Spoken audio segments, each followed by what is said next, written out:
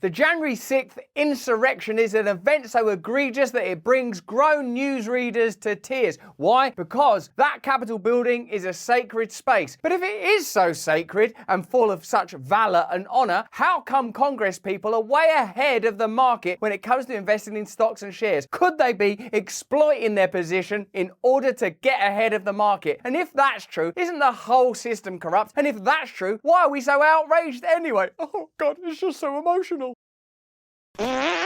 Hello there, you awakening wonders. Thanks for joining us on the voyage to truth and freedom that we must undertake together right now as the globe appears to be lurching from crisis to crisis, as trust dissipates and disintegrates in all of our institutions, as there appear to be protests breaking out in Germany and TV stations taken over in Ecuador. We are starting to question all of our institutions. That's why we are creating a movement and we want you to join it. To get exclusive content and to get first looks at much of the content we make here, join us over on Locals. Become an Awaken Wonder. There's a link down below. We make extra content for you every single day and we need your support. You know that the government demonetize us, don't you? We need you to support us so that we can grow this movement, create real life communities and real life opposition to the corruption we discuss every day. Like this corruption. You're all aware that the January 6th protests have been utilized to introduce new laws and create all sorts of exploitation, demonize half of the American population and create many anti-democratic measures in the name of democracy. Sometimes reducing newsreaders to tears simply discussing it. Oh, January 6th, it was so terrible. Do you remember when they stayed within the velvet ropes? Do you remember that man that had a buffalo hat on? Oh, it's all too terrible. Now, I believe in peace. I believe in treating one another with love and respect at all times, and any revolution that we undertake must be a peaceful and respectful one. But nevertheless, I think this incident has been exploited, particularly by a political class that uses the information they gain within Congress and the Senate to create opportunities for themselves and their families. We've got a report on that. It's disgusting, as well as more hypocrisy from within the establishment as they continue to exploit January the 6th to demonize half the population and control media narratives. For known, I'm going to try to get through this. Thank you. So I'm just going to try and get through the rest of this video. It's just so terrible that some protest. They had signs, man. Some of them like Donald Trump. I saw a cap. It was red. I think it was red. For what you did 3 years ago today. Frivolous clip in a way, but also demonstrates how emotive, emotional and hysterical the coverage of that event has become. It's become a cultural artifact deployed in order to generate emotion. In a sense, that newsreader is simply playing his part, doing what's required of him. That's not a rational perspective, and yet rationalism is always what's used to decry and criticize the supporters of what are known as the MAGA right. If rationalism is what opposes it, then don't sob. And this goes way beyond lachrymose newsreaders. DC Attorney Matthew Graves is saying that not only participants in the protest or insurrection, use whatever word suits you, on January 6th ought to be prosecuted, but people just in the general environment. Also anyone that uses the phrase January 6th. But what do I call the day before January 7th? You goddamn Trump voting MAGA loving son of a bitch, you? Okay, I'm just gonna go from January 5th. Can't we just have a leap year? What are you leaping over? A trucker protest in Canada? Oh God, I promised myself I would finish this video. I can't get through it. An important note when it comes to our prosecutions about those who remained outside the building. We have used our prosecutorial discretion to primarily focus on those who entered the building or those who engaged in violent or corrupt conduct on Capitol grounds. Like this piece of violent conduct pointed out by Norm Macdonald, God rest his soul. There's clearly a degree of hysteria, and usually, don't you find, that when there's this much emotive packaging, this much amplification, it's in order to utilize either some new legislation or to promote a particular aspect of an electoral campaign, or really to legitimize democracy itself. Because when you look at it really, and this is the first thing that occurred to me, I'm not trying to act like, oh, look at me, I've got such great instincts. Straight away, I thought, why are you so outraged that building has been impeached, when for me that building is itself a symbol of corruption? I don't see that as that's where Thomas Jefferson and George Washington. All I've ever known is the state is corrupt, you cannot trust the media. That's all I've ever known. So for me, I don't see that oh my God, and start sobbing, because I see the state not as my representatives, but as our shared oppressors. And whether you're right there on the BLM side of things or over here on the Jan 6 Trump side of things, you've got more in common with one another than you have of the occupants of those buildings who are using information gleaned from their privileged position within the political establishment to make bets on the stock market, enrich themselves, and create a bigger gap than ever between them and you. And you all exist in one vast herd, and they might appeal to your political beliefs if you're on this side or that side of the basically imagined aisle. But when it comes to the crunch, they're all in it together, investing in stocks and shares, accruing personal wealth, and ultimately concealing the true source of power, which is ulterior, way, way, way down, down deep in the deep, deep state, or way up high in rarefied corporate air, inaccessible to us, anonymous figures who aren't bold or ridiculous enough to present themselves as powerful, in my opinion. Let me know in the chat in the comments if that's how you think it works. But if a person knowingly entered the restricted area without authorization, they had already committed a federal crime. Make no mistake, thousands of people occupied an area that they were not authorized to be present in the first place. Trespass. That's the crime we're discussing. So what's the worst crime? Trespass, or using your privileged position as a member of Congress to plainly invest in stocks and shares that you have information about that you can use to enrich yourself, while all the time acting as if some terrible transgression took place on January 6th. It's like the old adage, what's the crime of robbing a bank to the crime of another bank being opened? Well, it'd be brilliant if someone would open a bank near you, I bet, because you can't get no banks or doctors or anything, because infrastructure is collapsing everywhere, because all of the resources, power and wealth are being sucked upwards. You're watching it happen. We're all watching it happen. They're participating in it, legitimizing it, and then saying that the problem is each other. We've got to get over this, guys. Now, let's investigate just exactly how people in Congress are benefiting from these ludicrous, outrageous investments. The US Congress once again outperformed the stock market in 2023, according to new analysis by financial platform Unusual Whales. That in itself is the demonstration of corruption, because the stock market is naturally the habitat of experts in global finance. Whatever you think about that world, people that are on Wall Street or the City of London or wherever else these bizarre practices take place, they're spending all their time studying the NASDAQ or the Dow Jones. They're studying that stuff all the time. And yet, these people in Congress, who might be doing it on some education committee or tech committee, more notably, are outperforming them. How's that? In a rare display of bipartisanship, members from both sides of the political aisle had bumper years. It is the third year running that Congress has now beat the market. So this is a trend. One thing you can bet on is that Congress will beat the market. You could start investing in that. In fact, you do, because you pay them with your taxes. The annual report shows that Congress blew the market out of the water in 2023. It's not only the market they're blowing, if some of the rumors are true, they're blowing each other in that place. Saucy. Fueling fresh calls for a ban targeting US lawmakers and their immediate family members. Now, we can't continue to bring you this groundbreaking content without the support of our partners, particularly when they're bringing you a product that might literally change your life. Of course, it's 2024. It's a new year. You've made resolutions at a time when we need revolutions, and mine was an easy one. I revolutionized my sleep. How did I do that? Because if you're not sleeping well, you ain't gonna change the world. The number one mineral for improving sleep is the thing that you need to start ingesting, and I've been doing it and it's helping me on so many levels that I'm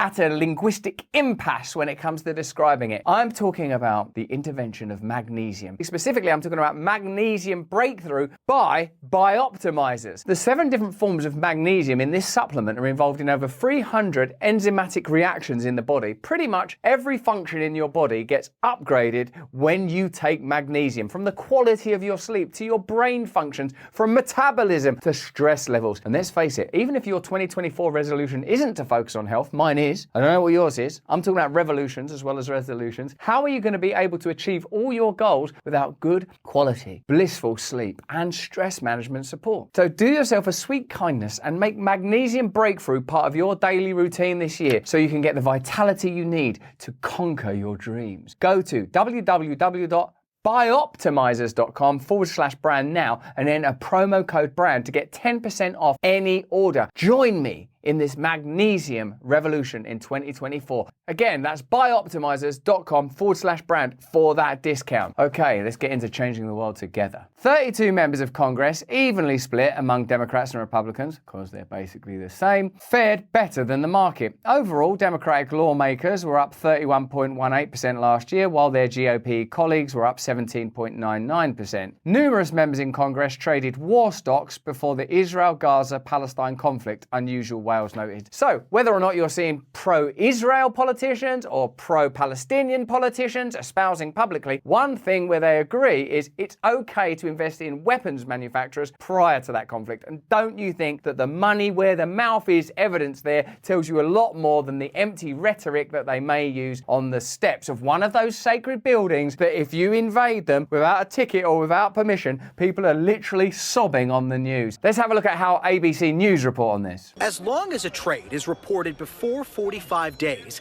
there's no law preventing members of the House or Senate from trading stocks, even if the bills they pass or committees they sit on could influence a company's stock price. Almost as if people try to occasionally introduce laws to prevent that, but whenever those laws are introduced, the people that are in charge of voting for whether or not those laws should stick go, hold on a minute, I personally financially benefit from there not being any regulation against me doing this or engaging in these practices, so I'm not going to do that. And isn't that the sense you get from politics across the world? Those of you in the UK watching this post office scandal unfold will realise that this is something that happened ages ago. Now, both political parties are pretending to care because it's been on the television. There are very few moral scruples within these institutions because these institutions require that you abdicate those principles. That's why it takes a long while to create change. Oh, it will take generations. It doesn't need to take generations. You could just, like that, change the world. But it wouldn't be beneficial for the people that are within those institutions benefiting from things being exactly as they are. Outraged at first, Chris then saw an opportunity to get in on the action. He moved out west and with 3 friends launched the app Autopilot. It lets users follow a politician's trades and then copy them. I mean, that is amazing. If you just did that, you would be ahead of the market. I mean, is there any clearer indication of corruption than the fact that if you simply do what people in Congress are doing, you will make money? That, in a sense, means you could kind of collapse the whole system. What's the point in the stock market? What's the point in consultants? What's the point in traders and stock market and all of these experts? You just go, what are them lot investing in? Well, they're investing in that. Right, well, that's the end of it, isn't it? Like, doesn't that show you the degree of institutionalized corruption? Automatically buying or selling the same stock a lawmaker does at whatever dollar amount they like. At what point does this become illegal? The company now has users dedicating tens of millions trying to grow their own bank accounts by mimicking lawmakers' market moves. But the app has also become a rallying cry for a new generation of investors, pointing out what they say is a rigged system that lets a group of 535 men and women with serious political influence buy and sell stocks in the first place.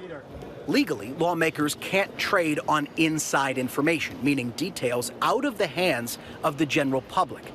But a hypothetical senator could vote for an infrastructure bill and then buy stock in a company that was publicly awarded a project to build a bridge in their district. There are those men, like, building a road, like the dichotomies are just like the toil of asphalting a road in galoshes and just shoveling down. Meanwhile, we could be exploiting that for profit. There's so much scope for radical change. They could even sit on the Armed Services Committee and trade in the stock of a defense contractor receiving a sizable government contract. How dare you? How dare you invade the Capitol building? That is where we inspire and organize illegal wars that are armed by companies that I personally invest in. You were actually in the building. You're going to prison. You were in the environment. You're going to prison. You used the term January 6th. But that's when my son was born. You are a criminal, sir. Now, I'm just going to invest in jails filling up. Potential conflicts of interest that in the past few years, thousands online began relishing pointing out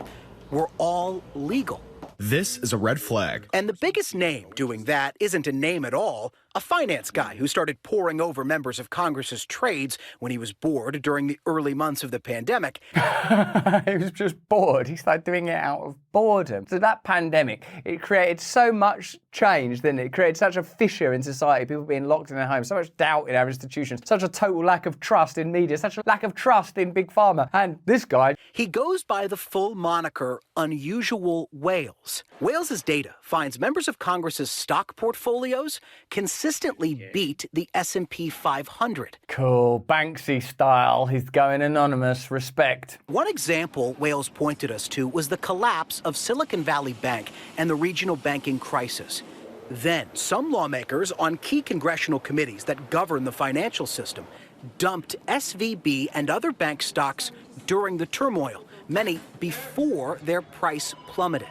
Not illegal, Wales says, but eyebrow-raising. I'm going to have to raise an eyebrow for that. Knowing what you know about the ethics and morality of the occupants of those buildings, do you think it's possible that it would cross their mind, for example, when voting on whether to continue to aid conflict between Ukraine and Russia, they might go, oh, that might be beneficial, or whether to invest in, as they said, in infrastructure, which doesn't seem to be happening a hell of a lot, or whether to invest in some big tech or award a contract to Google or Facebook. Think of the kind of relationships. This is without getting into lobbying or donations. Actually, it's not hyperbolic to say the system is totally corrupt. It almost requires a level of faith from us that seems childlike, ridiculous, unsustainable levels of credulity are required for us not to actually, thinking about it, wait till about January 6th, walk in there and go, listen, this is mental. This is mad. That's why they have to frame that as the extreme event. What's being normalized? Well, look, there is a loophole that doesn't prevent. If it's for family members, well, no, of course you can't sit on that committee. The masquerade and the sophistry that's utilized in order to maintain a system that's so plainly corrupt. Whenever someone comes along that's half-decent, Ross Perot, Bobby Kennedy, Cornel West, Marianne Williamson, they're just maligned and marginalized. People are breathed into the system, sort of bathed in the formaldehyde of corruption and become inutile and hopeless. Remember in the 60s when people rose up that plainly had principles, Malcolm X, Robert Kennedy, Martin Luther King? What happened to those guys? Oh, they all died in mysterious circumstances when a lone gunman shot them in. Some crackpot. Oh no, another crackpot. There's some weird kind of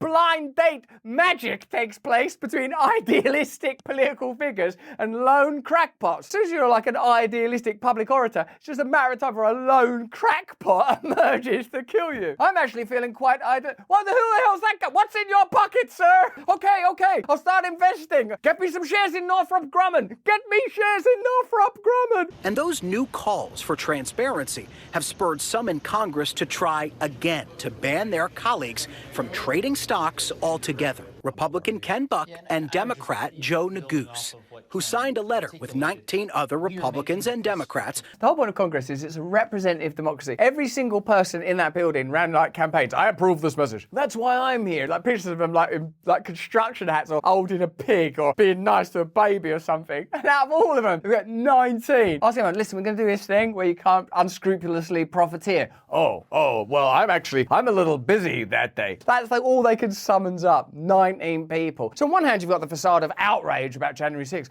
What did you do? They did what? They were wearing what? This is disgusting. They were going to do what to Nancy Pelosi? Good luck finding Nancy Pelosi. She's rich. How did she get so rich? Well, interesting story. You know, we signed up for this job. We knew what the pay was. It isn't we're going to pay you this much plus corruption. It's good, isn't it, to be reminded that there are some decent people in politics. I need to be reminded of that myself because I get carried away and just think they're all so corrupt. I just go straight to that because generally it's a shortcut, saves time. They're all corrupt. But then him, you can sort of see he's like a kindly person who's like really sort of trying his best to hold together his integrity, like some Jimmy Stewart character, all sort of constipated against the. No, come on, we can do a good job, can't we all? Corruption is what Congress first tried to tackle 10 years ago. Did it though? Did it? Let's give it a round of applause. And here is a bill that we will ignore and find a way out of by the time that it matters to me. Hooray! Passing the Stock Act. That was the law that officially banned members of Congress from trading with non-public information. When they do stuff that you like, they do it in public to rounds of applause. Then when they reverse out of it, no one's, oh, it turns out there was a terrorist attack on the day that we nixed that deal. But there are still accusations some members of Congress do exactly that. Have you both become aware of colleagues of yours that are bending the rules with their trades? Look, I'm going to keep this bipartisan. I am not going to go into some names. We both know the names of some people that have made millions of dollars off of trading, spouses trading stocks. Nancy Pelosi.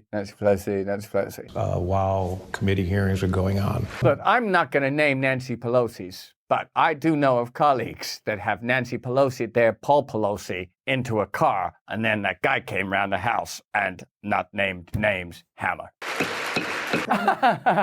Should have took that home with you. One prominent lawmaker whose finances are consistently under a microscope is former Speaker of the House Nancy Pelosi, who's disclosed millions of dollars of profit from trades over the years, many made by her husband, a financier. What I think irritates a lot of us, isn't it, is the sort of grandstanding and posturing and pretending to be like a nice person. And it's the children. I care about children. All the outrage on January 6th. There was a documentary about Nancy Pelosi, weren't there? Oh my God, what's going on outside? They don't know about my trading, do they? For God's sake, delete the app! Delete the app! And like, in reality, you know that they found ways of justifying themselves, like we do, because we're human beings. Like, they found ways of going, it's okay that I work in Congress as Speaker of the House and that Paul invests the money. As I fall asleep, sometimes I may mutter as I drift off, oh, had a good deal with Tim Cook from Apple today. Night, Paul! Like, they sort of find ways of turning up at banquets and still proselytizing about children's rights or women's rights or some other issue that they just push to the forefront. That's why they have to make everyone else feel sort of guilty and bad and ashamed and worthless. And you mustn't be like this and you shouldn't be like that. And we've really let everyone down with that. And should we be considering reparations? Why don't you give reparations to the current existing population of all creeds and colours for the stock trades that you're making and profiting from right now using information that you're clearly getting as a result of your job when you campaign, oh, I'm stroking a pig, I'm kissing a baby, I'm kissing a pig, I'm stroking a baby. Whole thing's a total sham. So carry on doing it, but don't expect us to be outraged. And once in a while people go, I've had enough of this, I'm going in there, give them a piece of my mind. Oh, and take some photos of that statue. In a statement, Pelosi's office told us she does not own any stocks herself and has no prior knowledge or subsequent involvement in any transactions made by her husband.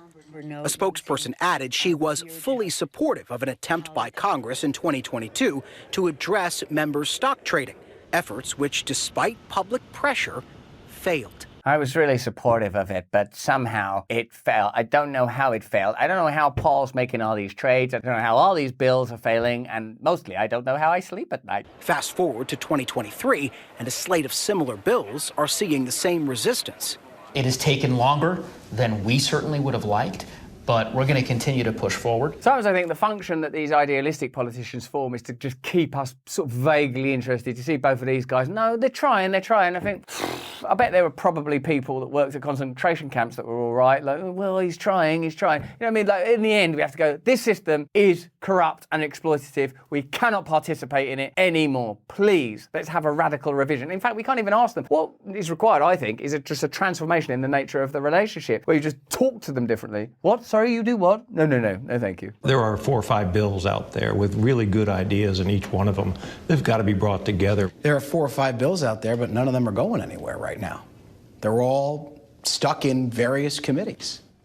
All right, welcome to Congress. But don't try getting in without an invitation, because otherwise I will cry my eyes out. So there you go. It's just they're acknowledging, even these idealists that are trying their best and seem like really decent people, that it's more or less pointless. But far away from Capitol Hill, if you listen to Unusual Whales or Chris Josephs, no one is quite sure your elected representatives will voluntarily cut themselves off from a payday. I don't think they'll ban it. I think it's all a smokescreen. I genuinely don't think they'll do it because it doesn't benefit them. You're saying there's too much money on the table to give it up? I think so, which is wild to say, but yeah. Isn't it ridiculous to think that rather than vote, you would probably be able to impact that more by every one of us, like just investing in the things they are, till the advantage became diluted and dissipated and meaningless. You've got more purchase through financial corruption than you have through just doing what it's supposed to do. It's like that we only know about excess deaths because of insurance company premiums going up. We still can't talk about it openly from a position of medical expertise because that system is similarly corrupted. All of these systems are corrupted, and until we take back power, not take back power because we actually already have the power, until we refuse to participate, then I suppose it will continue because they're not going to do anything about it themselves. Let's get a little bit more information. As Americans sweat over the high cost of food and gas, Representative Nancy Pelosi's stock portfolio racked up massive gains in 2023. I'm seriously considering just literally going, invest in what she's in. Like when Harry met Sally. I'll have what she's having. Oh, God. I'll have what she's having. The former speaker, a consistent high performer in the market, enjoyed a 65% return on her investments. She's a genius. You would almost say, God, you're so good at that. Why don't you just do that? Why don't you just go and invest in the stock market if you're so good at it? Oh, well, actually, because it's not that I'm good at it, because I've got information from being in Congress that I'm utilizing for my trade. And actually, you're probably not allowed to say that as an objective fact, because it's all been marshaled and concealed behind a sort of a veil of rhetoric. And Paul Pelosi was doing it in his Porsche. That's better than most major hedge funds. Major hedge funds where their whole raison d'etre and purpose for existence is that she's doing that for a hobby. That's like you're better at basketball than LeBron just by sort of like doing something in your front porch. Oh, look at that. Oh, just accidentally, just keep doing this. It's amazing, really. Key to her success was very lucky use of stock options, often a sign of trading on inside information, something members of Congress have lots of. Pelosi and her husband Paul Pelosi have made millions off tech companies that she's responsible for regulating. Multiple bills were put forward last year to stop or limit congressional trading, including the bipartisan Ban Stock Trading for Government Officials Act, introduced by Senators Kirsten Gillibrand and Josh Hawley in late July, which went nowhere. No surprise, politicians on both sides of the aisle profit from trading. It's not just insider trading, but insiders blocking any rules that might stop them. That's literally the definition of systemic corruption. You can't change it because it's not a bug, it's a feature, it's a requirement. So on one hand, you have lachrymose news readers crying their eyes out about January the 6th. Why? Because of the sanctity of the building, because of what it represents. It represents freedom. It represents democracy. It means that any American from anywhere could rise up and become president or speaker of the House. And then you too, if you're rich enough and lucky enough, could make a fortune from insider trading. Is that the system? Is that what we're protecting? Is that what people are being jailed for? Desecrating that system? It's a system that requires desecration. It's a system that requires dismantling. Remember, once again, Nancy Pelosi couldn't just go to Wall Street and go, hey, give me a job, I'm brilliant at this, because her power is from exploiting you. The information and power that you have given her. The information that you grant them by that building that should be sacred, but isn't. All of our political institutions and the buildings that house them should be sacred. They should represent our shared and collective power and our shared and collective obligations to one another. But they don't represent that. They represent an opportunity for exploitation, and that opportunity is plainly being taken. And one of the ways they prevent us from seeing that is by going, look over there, look over there. What happens between January 7th and January 5th? Nothing as corrupt as what happens the whole year round in those buildings. But that's just what I think. Why don't you let me know what you think in the comments below? And if you want to be part of a movement that opposes this stuff, join us. You'll get exclusive content, early access to content, and more important than that, you'll be part of a movement that opposes all this stuff. In the meantime, if you can, stay free. Hey, thanks for watching. If you want to see more uncensored content where free speech can flourish, join our live stream. Click the link right here to watch the next video if you want to, or become a member of a growing movement. Download the Rumble app and you'll be informed every time we make a new piece of content. Stay free.